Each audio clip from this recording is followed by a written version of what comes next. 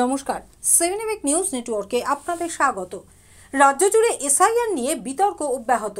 ফের এসআইআর আতঙ্কে ত্রস্ত পানিহাটির একাধিক পরিবার। অভিযোগ 2002 সালের ভোটার কার্ড থাকা সত্ত্বেও এসআইআর-এ 2025-এর ভোটার তালিকায় নাম নেই একই পরিবারের 5 জন সদস্যের। এসআইআর থেকে কেন তারা বঞ্চিত হবেন, এই নিয়েই প্রশ্ন তুলেছেন তারা।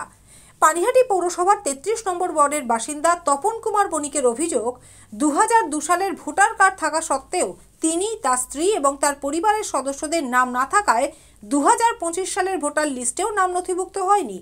আর দেশ তথা রাজ্য জুড়ে এবার বিশেষ নিবিড় সংশোধন বা এসআইআর প্রক্রিয়া চলায় রীতিমতো দুশ্চিন্তায় এবং আতঙ্কে ভুগছেন গোটা পরিবার। শুনুন কি জানালেন তপন কুমার বণিক। হ্যাঁ, অভিযোগটা হলো যে 2002 সালে আমার ভোটার কার্ডে ডেট আছে, নাম আছে, কিন্তু হোয়ারেজ কি ভোটার লিস্টে নাম ছিল না, যার জন্যে আমি 2002 সালের ইয়েতে এসআইআরে আমার নাম উঠেনি। কজনের নাম? আমি, আমার ওয়াইফ, আমার ছেলে, এই আরও মানে দুই ছেলে। বলছি তালিকায় যে নাম নেই, কি মনে করছেন? ভয় ভয় লাগছে?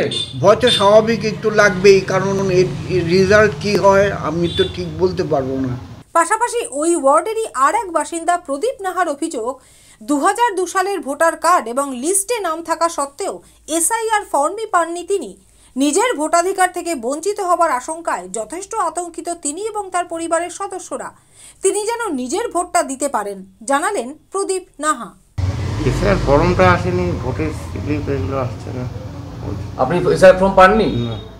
কেন পাননি? কেন আমি কী করে বলবো এখন? 2002 আপনার নাম আছে, ভোটার কার্ড আছে? হ্যাঁ, ভোটার কার্ড আছে, এই যে নাম আছে। আচ্ছা, কি মনে হচ্ছে? ভয় ভয় লাগছে? একটু তো ভয় লাগবে। কেন? সবার ফর্ম আসছে, আমারটা আসেনি। কি চাইছেন? এসআইআর ফর্মটা যেন আসে, তারপর ভোটটাও যেন হয়, যাতে ভোট দিতে পারেন। আর এসআইআর নিয়ে একের পর এক বিভ্রাটের ঘটনায় খোদ নির্বাচন কমিশনকেই দায়ী করেছেন স্থানীয় কাউন্সিলর প্রদীপ বড়ুয়া। তার অভিযোগ, ভারতের ন্যায্য এবং বৈধ ভোটারদের নাম ভোটার তালিকা থেকে বাদ দেওয়ার চক্রান্ত চালাচ্ছে বিজেপি এবং নির্বাচন কমিশন। নির্বাচন কমিশন প্রদত্ত বৈধ ভোটার কার্ড থাকা সত্ত্বেও ভোটার তালিকায় নাম নেই কেন?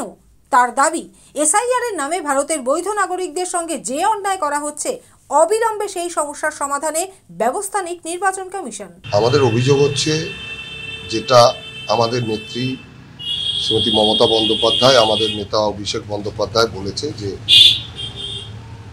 ন্যায্য এবং বৈধ ভোটারদের নাম বাদ দেওয়ার যে চক্রান্ত বিজেপি এবং নির্বাচন কমিশন করছে, তার জ্বলন্ত উদাহরণ হচ্ছে একটা পরিবারের 5 জন, তারা 2002 সালে তাদের ভোটার কার্ড আছে, অথচ 2002 সালে তাদের ভোটার লিস্টে নাম নেই। এ এক অদ্ভুত। যদি আমার কাছে 2002 সালের ভোটার কার্ড থাকে, নির্বাচন কমিশন প্রদত্ত, তাহলে নামটা নেই কেন?